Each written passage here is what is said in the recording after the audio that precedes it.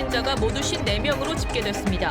헬스장에서 2차 감염자가 나오는 등 지역사회 전파 우려가 커진 가운데 제주에서는 확진 판정을 받은 피부관리사가 130여 명과 밀접 접촉한 것으로 확인됐습니다.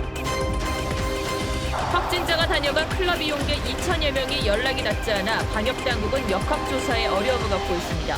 집합 금지 명령으로 유흥업소가 문을 닫자 규제 대상에서 제외된 업소 등에 사람이 몰리고 있습니다.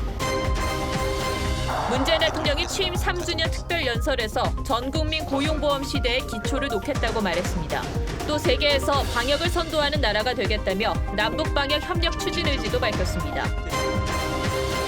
내일부터 긴급재난지원금 신청이 시작됩니다. 신청은 세대주가 할 수 있으며 이번 주에는 오부제가 적용됩니다.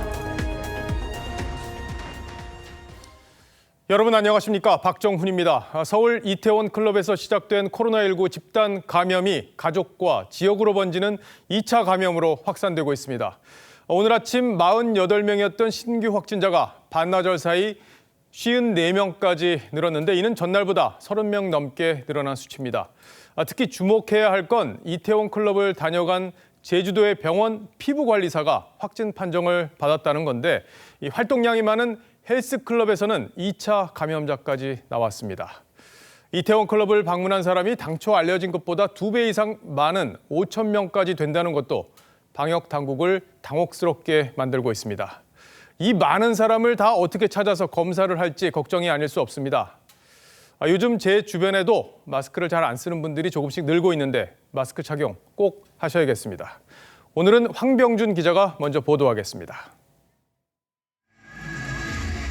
현재까지 확인된 이태원 클럽 관련 확진자는 모두 54명입니다. 서울이 30명, 경기도 14명, 인천 6명 등 주로 수도권이고 충북 2명, 부산과 제주가 각각 1명입니다. 확진자 54명 가운데 11명은 클럽 방문자들의 가족과 지인 등입니다.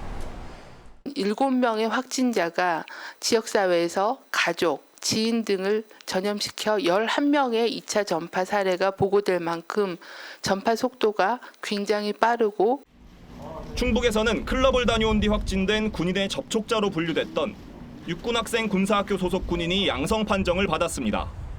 이 20대 남성 군인을 포함해 이태원 클럽 관련 확진자는 오늘 하루만 11명이 추가됐습니다. 또 어제 코로나19 청정 지역을 선포한 제주에서도 이태원 클럽을 방문한 1명이 확진됐습니다. 이번 이태원 소재 클럽 사례와 관련하여 당분간 확진 환자가 계속 증가할 것으로 예상되나 생활 속 거리두기 체제는 계속 유지할 것입니다. 방역 당국은 그러나 확진자 증가 추세에 따라 언제든 사회적 거리두기로 돌아갈 수 있다고 경고했습니다. 교육부도 학생들의 등교 연기와 관련해 여러 가능성을 열어놓고 방역 당국과 협의하고 있다고 밝혔습니다. TV조선 황병준입니다. 제주도는 14명의 코로나 확진자가 이틀 전까지 모두 퇴원하면서 청정 지역이 됐었죠. 그런데 이태원 클럽을 다녀온 제주도민이 확진 판정을 받으면서 하루 만에 다시 감염 공포에 휩싸였습니다. 문제는 확진 여성의 직업이 환자들과 밀접 접촉하는 피부관리사라는 건데 병원에서만 138명과 접촉했다고 합니다. 이어서 오선열 기자입니다. 제주의 한 피부과 의원입니다. 출입문이 굳게 닫혔고 시설 폐쇄 안내문이 붙었습니다. 이 병원 피부관리사인 30대 여성 A씨가 어젯밤 확진 판정을 받았습니다. A씨는 지난 5일 이태원 클럽을 다녀온 뒤 별다른 증상 없이 지난 7일부터 병원에 출근했습니다. A씨는 사흘 동안 의사와 간호사 등 의료진 11명, 환자 127명 등 모두 138명과 접촉했습니다. 의료진 가운데 의심 증상을 보인 2명은 검사 결과 음성 판정을 받았습니다. A씨는 대중교통으로 출퇴근하고 근처 식자재 마트로 들렸습니다. 이 과정에서 시내버스 기사와 마트 직원 등 6명이 추가 접촉자가 됐습니다. 방역 당국 조사 결과 A씨는 일상생활에서 대부분 마스크를 착용했습니다. 제주도는 병원 환자와 버스기사 등 모든 접촉자를 자가 격리 조치했습니다. 또 CCTV 분석과 카드 이용 내역 추적 등을 통해 A씨의 추가 동선을 확인하고 있습니다. 생활 방역을 기정사실화하면서 연휴로 들뜬 분위기 속에서 사실상 방역망에 구멍이 생겼다고 봅니다. 제주도는 지난 연휴 기간 이태원 클럽을 다녀온 나머지 9명은 모두 음성 판정을 받았다고 밝혔습니다. TV조선 오순열입니다. 서울에서는 이태원 클럽 확진자가 이용한 헬스클럽에서 2차 감염이 발생했습니다. 이 클럽을 다녀간 사람 중에 2천여 명은 신원이 확인되지 않고 있는 그런 상황이죠. 그런데 2차 감염으로 번지고 있는 겁니다. 서울 영등포 병원 그리고 카카오뱅크 콜센터는 클럽에 다녀온 직원들이 확진 판정을 받으면서 폐쇄됐습니다. 구자영 기자입니다. 서울 동작구의 한 헬스장입니다. 내부에 불이 꺼진 채 폐쇄됐습니다. 헬스장 회원 2명이 잇따라 확진됐기 때문입니다. 30대 남성 회원 A씨가 지난 8일 먼저 확진됐는데 A씨는 지난 2일 이태원 클럽을 다녀왔습니다. 이후 4일부터 6일까지 사흘 동안 헬스장을 다녔고 같은 기간 헬스장을 이용한 40대 남성이 오늘 추가 확진됐습니다. 동선 중에 휘트니스가 있어가지고 그분이 방문했던 4일하고 5일하고 6일 이렇게 헬스장에서 A씨와 동선이 겹친 사람만 112명에 이릅니다. 갑자기 뭐 생각지도 못한 곳에서 터지니까 저뿐만 아니라 다 불안할 것 같아요. LG U+는 서울 용산에 있는 본사 직원 1명이 이태원 주점을 다녀온 뒤 확진되자 내일부터 사흘 동안 사옥 전체를 폐쇄하기로 했습니다. 서울 영등포병원도 잠정 폐쇄됐습니다. 이태원 클럽을 방문한 병원 직원이 확진 판정을 받았습니다. 이 병원의 직원과 환자 등 192명은 검체 검사 결과 모두 음성 판정을 받았습니다. 직원이 클럽을 다녀와 확진된 영등포 카카오뱅크 위탁 콜센터도 폐쇄됐습니다. 네이버는 이태원 클럽 집단 감염 확산에 대비해 내일로 예정했던 정상근무 복원 시기를 무기한 연기하고 주 2회 출근, 전환근무제를 연장하기로 했습니다. TV조선 구자영입니다. 이태원 클럽발 코로나 확진자가 강남의 수면방도 다녀간 것으로 확인됐습니다. 특정 성향을 가진 남성들이 모이는 곳인데다 주로 현금 이용자여서 신원 파악이 쉽지 않다고 하는데 이런 이유 탓에 지역사회로 확산될 가능성이 크다고 합니다. 정준영 기자입니다. 간판 없는 출입문에 휴업 안내문이 붙어 있습니다. 특정 성향 집단의 남성들이 모이는 이른바 블랙 수면방. 어떤 영업을 하는 곳인지 알 수 없는 구조입니다. 이태원 클럽을 다녀간 안양시와 양평군 확진자가 지난 4일 밤 이곳을 방문했습니다. 오더라고. 엄마님이가 말을 들었어요. 그래서 나타났다고 그러더라고요. 강남구는 4일 밤부터 이튿날 아침까지 이곳을 다녀간 90여 명의 신원을 파악하고 있습니다. 하지만 현금 이용자가 상당수여서 대상자 파악에 어려움을 겪을 것이란 전망도 나옵니다. 클럽이나 수면방은 밀폐된 공간에서 밀접 접촉이 이뤄지는 만큼 감염 위험이 높습니다. 여러 가지 시간대 내에 해당되는 클럽을 방문했던 사람은 다 노출되었을 가능성이 어디서라도 2차 전파의 가능성을 배제할 수는 없는 거죠. 깜깜이 감염을 우려하는 목소리도 나옵니다. 왕기도 클럽 확진자가 연계가 돼 있다고요. 방역당국은 이태원 클럽 등 유흥시설 방문자들에게 증상에 관계없이 진단검사를 받을 것을 당부했습니다. TV조선 정준영입니다.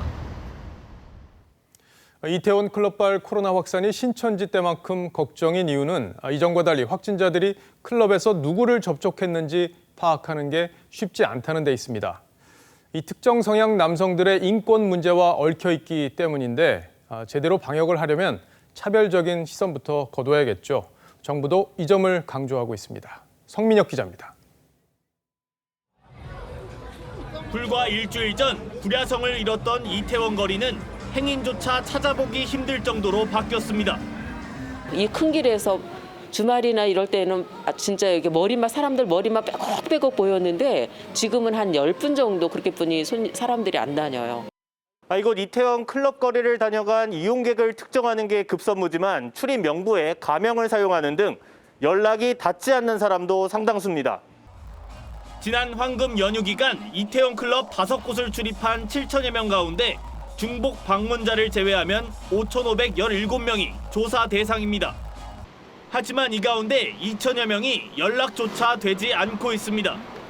성소수자가 찾는 시설로 알려지면서 방역을 위한 조사 자체가 어려워질 수 있다는 우려도 나옵니다. 개인의 성적 취향이 드러날 수 있을 정도로 기본권을 침해하는 것은 그 필요 최소한의 범위를 넘어선 정보 공개라고 보이기 때문에 성소수자 인권단체는 사생활을 침해할 뿐 아니라 차별과 혐오를 조장한다고 비판했습니다. 정세균 총리는 특정 커뮤니티에 대한 비난은 방역의 관점에서 도움이 안 된다며 시민들의 적극적인 협조를 당부했습니다. TV조선 성민혁입니다.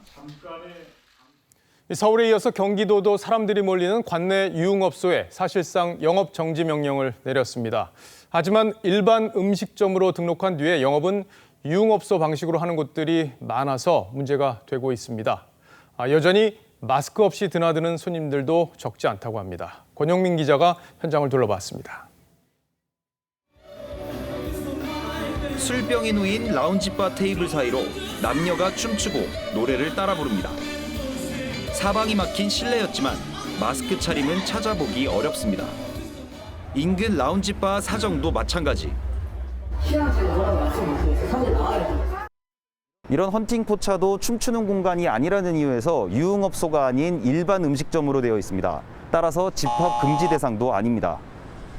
서울과 경기도 등 지방자치단체의 규제 대상이 클럽 등 유흥업소에 맞춰지자 일반 음식점으로 등록된 주점들이 풍선 효과를 누리고 있는 겁니다.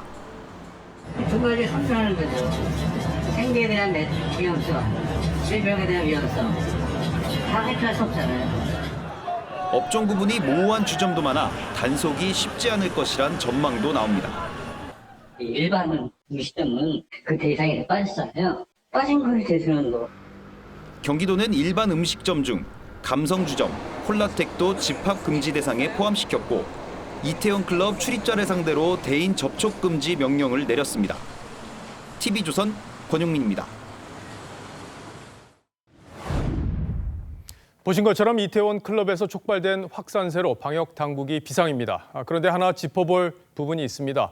지난달 부산의 클럽에서는 확진자가 다녀갔는데도 추가 감염자가 없었는데 이태원 클럽은 달랐죠. 왜 이런 차이가 생긴 건지 사회부 이유경 기자와 살펴보겠습니다. 자, 이 기자, 두 곳 다 폐쇄된 클럽이었는데 왜 이태원 클럽에서만 추가 감염이 나온 거죠?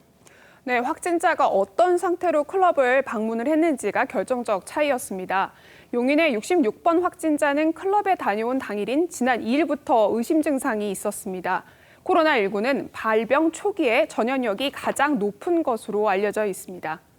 바이러스 PCR 검사를 해보면 바이러스의 분비량이 상당히 높은 걸로, 많은 걸로 그렇게 보여지기 때문에 그런 전염력이 높은 시기에 클럽을 방문했기 때문에 반면 대구 10대 확진자가 부산 클럽을 찾았던 당시에는 증상이 없었고 다녀온 이틀 뒤부터 증상이 나타났습니다. 그러니까 결국에는 전염력이 강한 발병 초기에 갔느냐 아니냐 그 차이였다는 건데 그래도 감염자가 마스크를 좀 썼다면은 차이가 이렇게 나지 않지 않았을까 하는 생각도 들어요.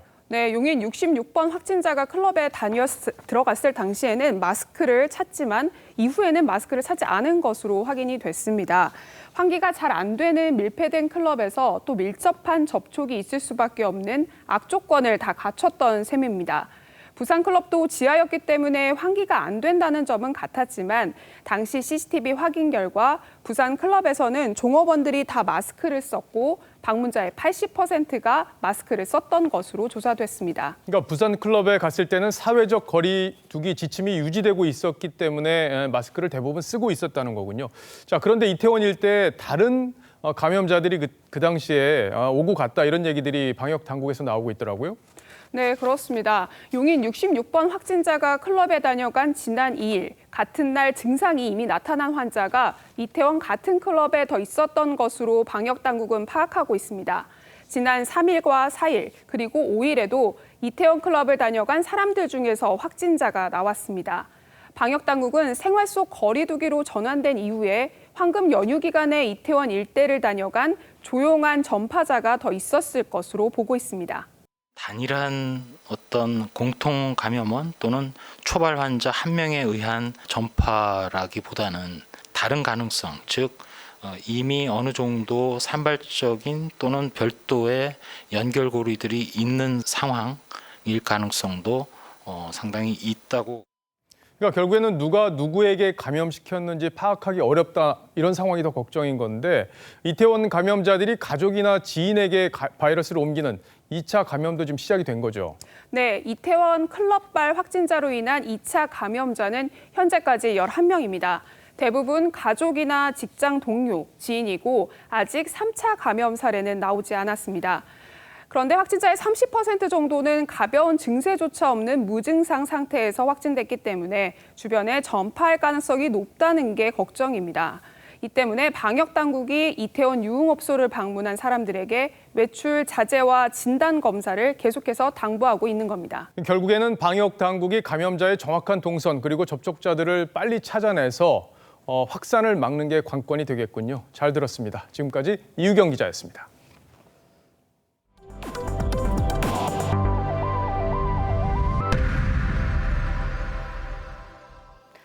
네, 문재인 대통령이 오늘로 취임 3주년을 맞았습니다. 특별연설에서 문 대통령은 포스트 코로나 시대의 구상을 밝혔습니다.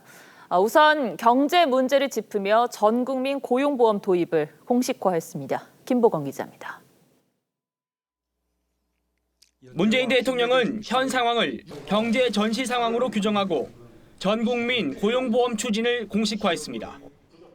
모든 취업자가 고용보험 혜택을 받는 전 국민 고용보험 시대의 기초를 놓겠습니다. 특수 고용노동자, 프리랜서 등을 시작으로 자영업자까지 사회적 합의를 통해 점진적으로 확대하겠다고 했습니다. 여당도 단계적 확대에 보조를 맞췄습니다. 현실적 여건이 지금 한꺼번에 하는 것은 지금 대단히 힘들지 않습니까? 5월 중에 야당과 충분히 협의를 해서 합의된 만큼이라도 문 대통령은 또 저소득층 구직자에게 월 50만 원씩 6개월 동안 수당을 지급하는 국민 취업 지원제를 조속히 시행하겠다며 국회에 협조를 당부했습니다. 정부가 파악하는 잠재적 대상 규모는 약 235만 명입니다. 올해 7월부터 연말까지 20만 명을 우선 지원하는데 관련 예산은 2,771억 원이 책정돼 있습니다. 정부는 2년 뒤엔 관련 예산이 1조 3천억 원까지 늘어날 것으로 지난해 추산했습니다. 미래통합당은 대통령이 재정 건전성에 대해서는 언급하지 않았다며 국민 취업 지원 제도는 심도 있는 논의가 이루어져야 하는 사안이라고 했습니다. TV조선 김보건입니다. 문 대통령은 또 세계를 선도하는 1등 방역 국가가 되겠다는 청사진을 밝혔습니다. 이에 따른 조직 개편도 예고했습니다. 북한에는 미북 간 대화만 바라보지 말고 남북이 할 수 있는 일을 하자며 코로나 방역 협력을 거듭 제안했습니다. 신은석 기자입니다. 문재인 대통령은 방역에서 세계를 선도하는 나라가 됐다며 국가적 위상과 국민적 자부심이 높아졌다고 말했습니다. 목표는 세계를 선도하는 대한민국입니다. K방역은 세계의 표준이 되었습니다. 확실한 방역 1등 국가를 목표로 질병관리본부를 질병관리청으로 승격하고 국회 동의를 거쳐 보건복지부에 복수차관제를 도입하겠다고 했습니다. 코로나19 완전 종식에 오랜 시간이 걸리고 2차 대유행에도 대비해야 한다는 겁니다. 또 안전 위협 요인에 대처하는 인간 안보를 중심으로 외교도 선도하겠다고 했습니다. 특히 북한의 코로나19 등 감염병 방역 협력을 거듭 제안했습니다. 남북미 모두의 보건과 건강에 도움된다는 측면에서 적극적으로 우선적으로 추진할 만하다고 생각합니다. 문 대통령은 미북 대화만 바라보지 말고 남북이 할 수 있는 일을 하자면서 남북 철도 연결 등 기존 대북 제안도 유효하다고 했습니다. 북한이 정부의 제안에 호응이 없는 데 대해 문 대통령은 코로나 때문에 어려움이 있을 것이라며 상황이 진정되는 대로 설득하겠다고 했습니다. TV조선 신은서입니다. 내일부터 가구당 최대 100만 원을 받을 수 있는 재난지원금 신청이 시작됩니다. 취약계층에는 이미 현금으로 지급이 됐고 나머지 가구가 신청 대상인데 언제 어떻게 신청하고 어디에서 사용할 수 있는지 박경준 기자가 설명하겠습니다. 국내 9개 카드사 홈페이지나 앱을 통해 신청하면 됩니다. 시티나 SCL은행 같은 외국계 은행 카드는 대상이 아닙니다. 카드 포인트로 받는 방식이 일반적입니다. 이 밖에 선불카드, 지역사랑 상품권으로 받는 방법도 있습니다.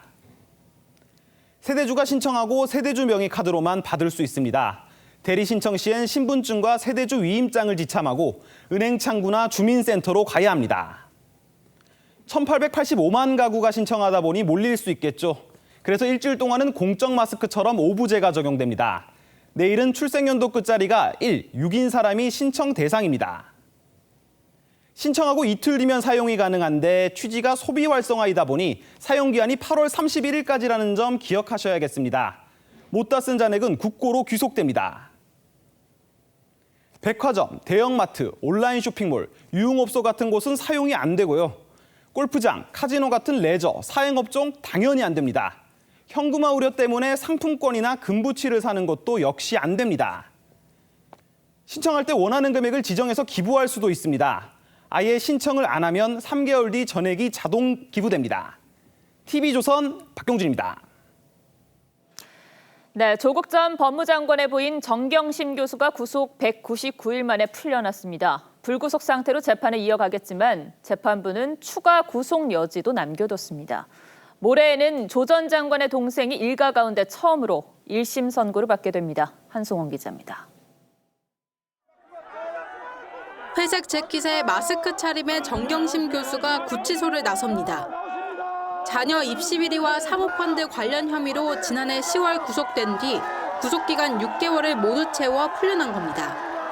검찰은 증거인멸의 우려가 있다고 주장을 하는데 어떻게 생각하십니까? 서울 구치소 앞엔 지지자 200여 명이 모여 있었지만 조 전 장관 가족은 보이지 않았습니다. 현장에선 정 교수 지지와 규탄 진영 간 가벼운 몸싸움이 벌어지기도 했습니다. 정 교수는 오는 14일 불구속 상태로 첫 재판을 받게 됩니다. 재판부는 정 교수가 도주할 가능성이 없고 증거인멸 가능성이 적다고 판단했지만 14일 공판에서 다시 구속될 수 있는 사유를 고지하겠다고 했습니다. 웅동학원 비리 혐의로 재판에 넘겨진 조국 전 법무장관 동생도 모레 일가 중 처음으로 1심 선고를 받습니다. 검찰은 조 전 장관 동생에게 징역 6년에 추징금 1억 4,700만 원을 구형했습니다. 조 전 장관 동생은 최후 진술에서 채용 비리 관련 일부 혐의는 인정했지만 허위 소송 등 나머지 혐의는 전면 부인했습니다. TV조선 한송원입니다. 알레르기 전염병 연구소, 질병통제예방센터, 그리고 식품의약국, 이렇게 미국의 코로나19 대응을 이끄는 3대 기관인데 이곳의 수장 3명 모두가 자가격리됐습니다. 오바마 전 대통령은 혼란투성이라며 트럼프 정부를 비판했습니다. 유혜린 기자입니다. 트럼프 대통령에게 쓴소리까지 하며 미국 코로나19 상황에 대응해온 앤서니 파우치 전염병 연구소장. 2주간 자가격리를 해야 합니다. 파우치 소장은 확진자와 접촉했다며 마스크를 착용하고 집에서 근무할 것이라고 밝혔습니다. 로버트 레드필드 질병통제예방센터 소장, 스티븐 한 식품의약국장도 자가격리에 들어갔습니다. 코로나19 최일선에 있는 3대 기관 수장들이 모두 자가격리된 겁니다. 세 사람은 백악관에서 열린 대책회의에 참석했는데 그제 확진을 받은 펜스 부통령의 대변인과 접촉했습니다.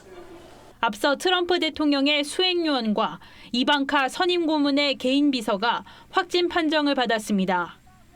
오바마 전 대통령은 트럼프 정부의 대응은 재앙 수준이라고 비판했습니다. It would have been bad even with the best of governments. It has been an absolute chaotic disaster. 마스크 생산업체가 사태 초기 생산량을 늘려야 한다는 의견을 냈지만 미국 보건복지부가 묵살했다고 워싱턴 포스트가 보도했습니다.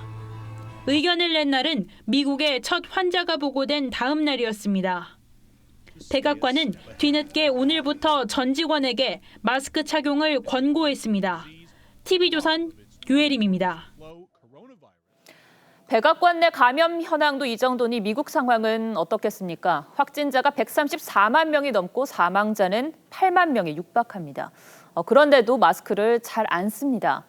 트럼프 대통령도 고글만 끼고 마스크는 쓰지 않아 논란이 일었는데요. 마스크 착용만 해도 방역이 잘 이루어질 텐데 왜 유독 미국인들은 안 지키는 건지 오늘의 포커스를 여기에 맞췄습니다. 슈퍼마켓을 돌아다니는 한 남성. 마스크를 쓰라고 하는 점원의 옷에 코를 문지르고 유유히 사라집니다. 마스크 대신 백인 우월주의 단체 KKK의 고깔 두건을 쓰고 마트를 활보합니다. 한 상점 경비원은 손님에게 마스크 착용을 요구했다가 총에 맞아 숨졌습니다. I don't feel any safer, and I would prefer not to wear a mask. 마스크를 꺼리는 건 시민들뿐만이 아닙니다. 트럼프 대통령은 고령자들인 참전용사들과 만나면서도 마스크를 쓰지 않았고 I was very far away from them, as you know. Plus the wind was blowing so hard. 마스크 생산 현장에서도 보호 안경만 쓴 채 둘러보아 논란이 됐죠. I put a mask on. Yeah, I had a mask on for a period of time. Well, I can't help it if you didn't see me. 펜스 부통령은 병원에서 마스크를 안 썼다가 여론의 문매를 맞고 사과했습니다. I didn't think it was necessary, but I should have worn the mask. 미국인들은 왜 이렇게까지 마스크 쓰기를 싫어할까? 개인의 자유를 국가가 간섭해서는 안 된다는 미국의 문화가 깔려 있습니다. Put out, it's recommended, but that's the choice of the individual as to whether they wear a mask or not. 봉쇄 명령 해제를 요구하는 시위대가 마스크를 쓰지 않은 것도 같은 이유입니다. And I didn't put a mask on and I wasn't social distancing. 병에 걸린 사람, 떳떳하지 못한 사람, 또 범행을 저지를 때 얼굴을 가릴 목적이 있다는 인식도 마스크 혐오에 한몫합니다. I like looking at the faces of my brothers and sisters. I like people. And I want to see them smile. 마스크 논란은 인종차별 문제로도 번지고 있습니다. 일리노이주의 흑인 하원 의원이 상점에 마스크를 쓰고 갔다가 복면 강도로 오인돼 경찰의 검문을 받았습니다. 문제는 마스크를 쓰지 않을수록 바이러스의 확산 가능성이 높아진다는 겁니다. 백악관을 비롯해 미국인들이 코로나19에 한없이 작아지는 건 어쩌면 예견된 일인지도 모르겠습니다. 뉴스 7 포커스였습니다. 네, 다음 뉴스입니다. 윤미향 당선인과 위안부 피해자 이용수 할머니 사이의 논란을 두고 오늘도 정치권이 공방을 벌였습니다. 외교부가 2015년 위안부 합의를 윤 당선인에게 미리 설명했다는 주장에 대해서 시민당은 가짜뉴스라고 반박을 했는데 기부금 49억 원 중에 할머니들에게 9억 원만 지급된 이유에 대해서도 논란이 커지고 있습니다. 최원희 기자가 취재했습니다.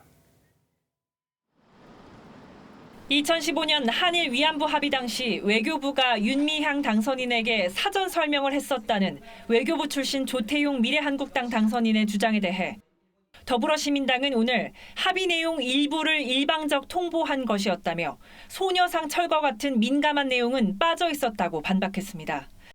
그러면서 조 당선인이 가짜뉴스 유포에 가담했다고 비판했습니다. 그러자 조 당선인은 반박 논평을 통해 사전 설명을 했다는 외교부의 입장을 당시 청와대 NSC 1차장으로서 분명히 들었다고 맞섰습니다. 또 윤 당선인이 합의 내용을 협상 당일에 알았다고 했다가 전날 통보받았다고 말을 바꾼 데 대해서도 주목한다고 밝혔습니다.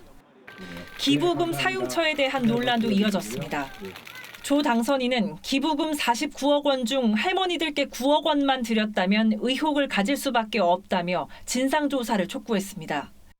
이용수 할머니의 기자회견을 주선한 최용상 가자평화인권당 대표는 시민당이 제기한 사전기획 의혹을 일축했습니다. 누구 야당한테 조정받고 그런 성격도 아니고요. 있는 사실 가지고 얘기할 뿐이고 이분들이 이용수 할머니한테 가서 어떤 인사를 하는지나. 정의연 측은 내일 기자회견을 열고 자금 논란에 관한 입장을 밝힐 예정입니다. TV조선 최원입니다.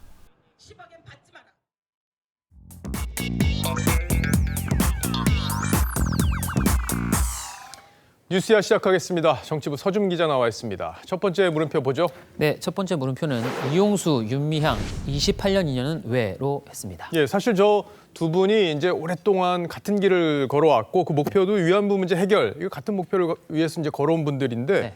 왜 저렇게 갈등을 빚는 거냐 이해하기 어렵다는 분들이 많아요. 결정적인 계기가 뭡니까? 네, 이 윤미향 당선인은 더불어 시민당에서 시민사회 추천 몫으로 이번 총선에서 비례대표 7번으로 당선이 됐습니다. 여러 가지 원인이 있겠지만 윤 당선인의 정계 진출, 이게 이 두 사람이 틀어진 결정적인 계기가 된 것으로 보입니다. 그런데 이를 두고 양측의 주장이 좀 엇갈립니다. 할머니 제가 더불어 시민당 비례 후보로 추천이 됐고 했더니 잘했다 잘 들어갔다 이젠 거기서 해야지 그러셨고 어디로 가가지고 지금도 해결하려고 한다. 말도 안 되는 소리 아닙니까? 이런 사람이 어떻게 국회의원이 되면 되겠습니까? 안 됩니다. 네, 이용수 할머니의 기자회견을 도왔던 최용상 가자평화인권당 대표가 지난달 3일에도 이 할머니와의 이 통화 내용을 공개한 적이 있는데 국회의원 출마를 지지하지도 않았는데 윤미향이 마음대로 언론에 거짓말을 했다며 분개했다고 전했습니다. 예, 뭐 주장하는 바가 완전히 다르기 때문에 뭐 어느 쪽이 맞는지 이렇게 판단하는 게 사실 쉽지 않은 건데 네. 이제 어제 저희가 정리를 좀 자세히 해드렸지만 이 기부금을 어떻게 썼는지 이 문제를 놓고도 공방이 아주 거칠어지고 있어요. 그렇습니다. 이 정의기억연대가 이 최근 4년간 거둔 기부금은 49억 2천만 원인데 피해자 지원금으로 직접 쓰인 것은 4년간 약 9억 2천만 원, 20%가 채 안 됩니다. 물론 직접 지원 외에도 기림 사업 등에 쓰인 부분도 분명히 있기 때문에 관점에 따라서는 조금 다르게 볼 여지도 있습니다. 예, 근데 저도 이번에 이제 이번 일을 쭉 취재를 해보면서 느꼈던 거는 이번 일이 처음이 아니었구나. 네. 과거에도 이런 비슷한 갈등이 있었구나 하는 거를 처음 알게 됐어요. 그렇습니다. 이 1995년에 일본 쪽에서 좀 주도를 해서 아시아 여성기금을 만들어 이 위안부 피해 할머니들에게 위로금 형태로 지급하려 했었던 적이 있습니다. 당시 위안부 피해자 할머니 7명이 1인당 약 7,200만 원씩 이 기금을 받았는데 정의기억연대 전신이죠. 이 정대협은 일본 정부 차원의 보상이 아니라는 이유로 수령을 반대했습니다. 심지어 동정금을 받는다면 피해자는 자원에서 공창에 들어간 셈이 된다고까지 비판을 했습니다. 기금을 수령한 7명 가운데는 일본 최고재판소에서 처음으로 위안부로 인정받았던 고 신미자 할머니도 있었습니다. 심 할머니를 비롯한 이 피해자 할머니 33명은 2004년 이 정대협이 실제로는 이 위안부 할머니들을 팔아서 자신들의 입속만 채운 사람들의 집단이라고 규탄하는 성명을 내기도 했습니다. 예, 뭐 기금을 수령했던 피해 할머니들도 나름대로 사정이 다 있었을 텐데 네. 뭐 어찌됐든 이 피해자 때문에 존재하는 시민단체가 피해자들과 갈등을 빚는다. 이거 상식적으로 이해하기가 쉽지는 않아요. 예. 자, 어떻게 될지 좀 더 지켜보도록 하죠. 첫 번째 물음표 정리해 볼까요? 네, 첫 번째 물음표 이용수 윤미향 28년 2년은 왜의 느낌표는 그 기억을 어떻게 잊어로 했습니다. 일본군 위안부를 소재로 한 연극 나비에 나오는 대사입니다. 이 할머니가 수요 집회에 참여하지 않겠다면서 이 기자회견을 하자 윤미향 당선인은 할머니의 기억이 좀 달라진 것 같다는 반응을 내놓았습니다. 피해자 할머니들의 기억은 사실 위안부 실태를 알리는 가장 강력한 무기였습니다. 그런데 다른 사람도 아닌 윤 당선인이 이 할머니의 기억을 문제 삼고 나온 건 좀 씁쓸해 보입니다. 예, 뭐 윤 당선인을 포함한 정의기억연대가 위안부 문제에 대한 관심을 끌어올리는 데 큰 역할을 한 건 분명합니다. 다만 윤 당선인이 그동안 위안부 문제 해결을 강조하면서 얘기했던 게 바로 피해자 중심주의죠. 이게 정말 제대로 지켜졌는지 이번 기회에 되돌아볼 필요는 있겠습니다. 네. 자, 두 번째 물음표로 가죠. 네, 두 번째 물음표는 조국차 누가 닦았나로 하겠습니다. 예, 뭐 사진을 보니까 이제 최근 감찰무마 의혹 관련해서 재판이 있었는데 네. 그때 이제 출두했던 그 장면이거든요. 그렇습니다. 먼저 조 전 장관이 법원에 출석했을 때 타고 왔던 이 차 상태와 재판이 끝나고 나갈 때 이 차량의 모습을 한번 비교해서 보시죠. 그러니까 왼쪽, 그러니까 원래는 모래먼지가 창문에 가득 묻어 있었는데 오른쪽, 나갈 때죠. 나갈 때는 확연히 깨끗해져 있습니다. 예, 다 닦여 있는 거로 보이는데 예. 그 사이에 뭔가 일이 있었군요. 그렇습니다. 영상으로 당시 어떤 일이 있었는지 확인해 보시죠. 물티슈 여기 있어요. 얼마나 여유가 없고 힘드시면 세차하시면 돼요. 빗물은 아직 네, 조 전 장관 지지자들로 추정되는 분들인데요. 한 시민은 2번 다시 조 전 장관에게 먼지를 씌우면 대검에 오물을 부어버리겠다는 경고를 하기도 했습니다. 이제 조 전 장관 일가가 이제 입시 비리 그리고 사모펀드 의혹, 각종 혐의로 지금 재판을 받고 있는 건데 네. 저런 장면들과 발언들 좀 어떻게 봐야 될지 좀 의아하기도 하고 예. 그렇습니다. 진중권 전 교수도 차갑고도 이러니 실물을 만나면 아마 머리카락으로 발을 닦아드릴 듯이라고 자신의 SNS에 썼습니다. 발을 닦아준다. 이게 막달라 마리아가 이제 예수님 발에 향유를 붓고 머리카락으로 이제 발을 닦는다는 성경 구절을 인용한 말이군요. 그렇습니다. 그런가 하면 오늘 새벽엔 또 조 전 장관의 부인이죠. 이 정경심 교수가 구치소에서 석방이 됐는데요. 비가 왔는데도 상당수의 지지자가 몰려 나왔습니다. 한 지지자는 정 교수님은 웃으실 때 제일 예뻐요라는 문구를 들기도 했습니다. 앞으로 불구속 상태에서 재판을 하셔야 하는데 어떻게 대응하실 계획이십니까? 한 말씀 해주시죠. 한 말씀 해주시죠. 앞으로 불구속 상태에서 취재진의 질문에는 일절 대응을 안 했는데 이제 지지자들에게 대해서만 인사를 저렇게 꾸벅하고 가는 모습 어떻게 볼지 또 시청자들은 어떻게 보셨을지 모르겠습니다. 자, 두 번째 물음표도 정리해보죠. 네, 두 번째 물음표 조국 차 누가 닦았나의 느낌표는 지금까지 이런 세차는 없었다로 했습니다. 예, 영화 극한 직업에 나오는 대사. 지금까지 이런 통닭은 없었다였나요? 네, 그렇습니다. 예, 알겠습니다. 잘 들었습니다. 지금까지 서주민 기자였습니다. 네, 다음 뉴스입니다. 오늘 대통령이 연설에서도 언급했듯이 우리가 직면한 경제 위기는 끝을 알 수가 없습니다. 외환 위기 때보다 힘들다는 기업들. 현금이 부족해서 사업까지 팔고 있습니다. 이정민 기자입니다. 한때 연매출이 1,000억 원에 달할 정도로 잘 나가던 한 중견 철강업체. 최근 매출 부진에 코로나19 사태까지 겹치자 40년 넘게 이어오던 사업을 결국 포기하기로 했습니다. 전체적으로는 올해 말까지는 법인이 운영이 돼요. 회사에 현금이 부족해져 아예 사옥을 내놓은 곳도 있습니다. 유동성 확보 차원에서 현재 사옥 매각을 추진 중입니다. 실제로 한국경영자총협회가 조사해봤더니 코로나19로 피해를 입은 기업들은 IMF 외환위기 때보다 지금이 더 힘들다고 입을 모았습니다. 3분의 2 이상이 올해 매출액과 영업이익이 지난해보다 20% 이상 줄어들 것이라고 보고 있고 경영 여건이 나아지기까지는 얼마나 걸릴지 모르거나 1년 이상 걸릴 것으로 예상하는 기업이 40% 이상이었습니다. 해외 부분이 지금 전혀 안정이 될 기색이 없기 때문에 우리나라가 수출의 의존도가 크니까 이 물건을 팔 곳이 없어지겠죠. 채용 시장도 어두울 전망입니다. 코로나19로 피해를 입은 기업의 26.5%는 신규 채용을 당초보다 축소한다는 계획입니다. TV조선 이정민입니다. 네, 생활 속 거리두기로 전환되면서 한국 영화들이 속속 개봉을 확정하고는 있지만 대작들은 아직 개봉 눈치 싸움이 치열합니다. 완전 정상화까지는 시간이 걸릴 것으로 보입니다. 임서인 기자입니다. 사건이 일어났어요. 막혔던 신작 개봉에 물꼬를 트는 건 배우 송지효 주연의 침입자입니다. 누구야? 기억 못하는 거 맞네. 난 한눈에 알아봤네. 지난 3월 개봉하려 했지만 코로나 사태로 연기된 지 2달여 만에 베일을 벗습니다. 배우 신혜선의 첫 스크린 주연작 결백과 부산국제영화제에서 처음 선을 보인 초미의 관심사도 오는 27일 관객을 만납니다. 엄마한테 하는 거 봐라 진짜. 이러다 엄마.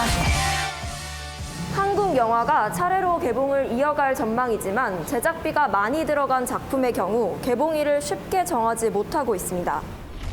칸 영화제의 유력한 초청 예상작으로 꼽히는 부산행후속 반도는 여름 개봉만 확정했습니다. 이미 해외 판권 선판매도 이뤄졌지만 좌석간 뛰어앉기 등 개봉 여건은 좋지 않다고 판단한 겁니다. 도굴, 국제수사, 언론 등 대작들도 개봉을 주저하고 있습니다. 눈치 작전을 보고 있는 거죠. 학교들이 개학들을 하니까 추가 감염자가 발생하지 않을 경우에는 아마 개봉들을 하지 않을까 싶습니다. 정부가 관람료 6,000원 할인권 130만 장을 푸는 등 영화계 살리기에 나섰지만 영화계는 그간 밀린 영화 개봉을 저울질하며 코로나 사태가 언제 진정될지 예의주시하고 있습니다. TV조선 임서인입니다. 코로나19로 막혔던 그라운드가 이제 활기를 찾았습니다. 오랜만에 스포츠 경기 내용을 모아서 전해드리는데요. 프로야구 롯데가 개막 이후 5연승을 달렸고 프로축구에서는 포항이 5년 만에 1부 리그로 승격한 부산을 눌렀습니다. 박상준 기자입니다. 안치홍의 유격수 땅볼로 6이닝 동안의 영예 행진을 깬 롯데. 정훈의 1타점 적시타와 좌측 담장을 넘어가는 마차도의 2점 홈런을 더해 7회에만 넉 점을 달아났습니다. 마운드에선 외국인 선발 투수 스트레일리가 눈부셨습니다. 7이닝 동안 탈삼진을 11개나 잡아내는 등 SK 타선을 3피안타 무실점으로 막고 팀의 4대0 승리를 이끌었습니다. 롯데는 7년 만에 개막 5연승을 달리며 단독 선두에 올랐습니다. 창원에서는 LG가 라모스의 홈런 2방, 최은성의 홈런 1방에 힘입어 6점 차를 뒤집고 10대 8로 승리. NC에게 시즌 첫 패배를 안겼습니다. 광주에서는 기아가 연타석 홈런을 포함해 혼자 5안타 6타점을 올린 터커의 활약을 앞세워 어제 대패를 서력했습니다. 양현종은 6이닝 2실점으로 시즌 첫 승을 따냈습니다. 키움은 서건창의 결승 희생타와 임병욱의 2타점 적시타를 묶어 하나와의 3연전을 싹쓸이했습니다. 일진일퇴의 공방전을 펼친 포항과 부산. 선제골은 포항의 몫이었습니다. 전반 23분, 김용환이 올린 프리킥을 일류첸코가 머리로 받아 넣었습니다. 포항은 후반 25분 팔로세비치의 페널티킥을 더해 부산의 2대0 완승을 거뒀습니다. 부산은 5년 만에 1부 리그 복귀전에서 3승 패배를 맛봤습니다. TV조선 박상준입니다.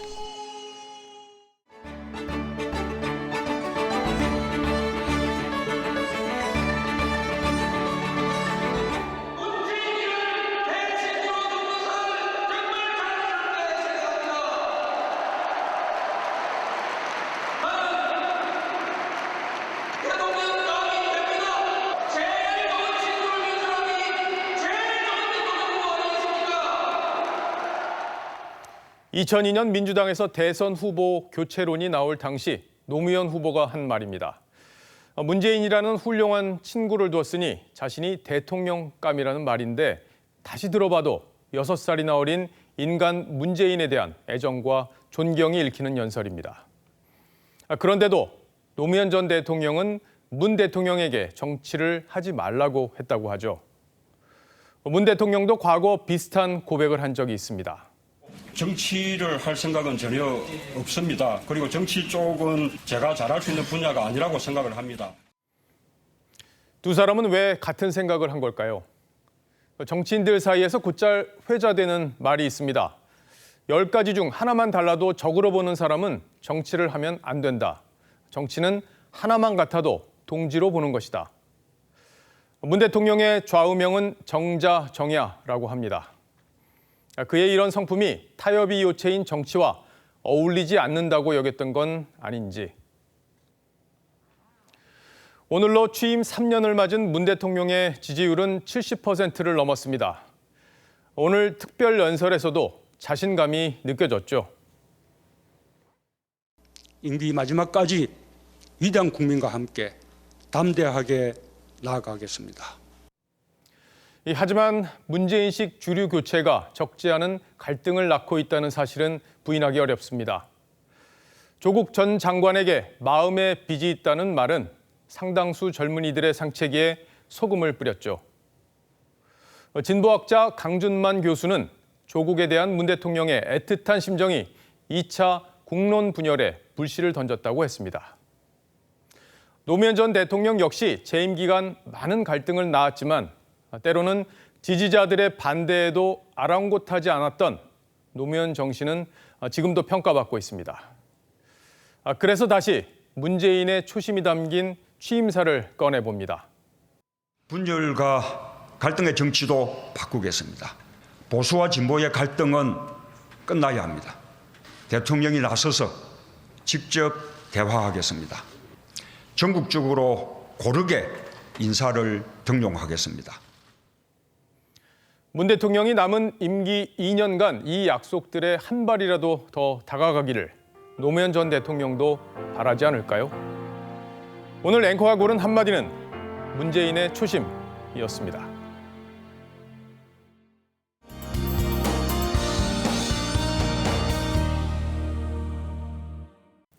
그동안 공기가 깨끗해서 참 좋았는데요. 아쉽게도 내일은 미세먼지 소식이 있습니다. 중국 북동지방에서 황사가 발원했는데요. 차츰 우리나라로 유입되면서 내일까지 영향을 주겠습니다.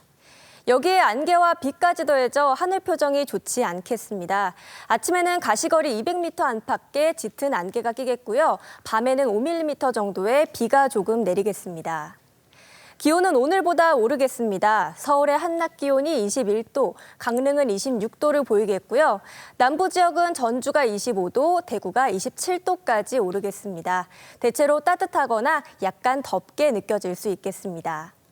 모레부터는 날이 맑아졌다가 주 후반에는 또 한 차례 비가 내리겠습니다. 날씨였습니다. 뉴스7 여기서 마치겠습니다. 시청해 주셔서 고맙습니다.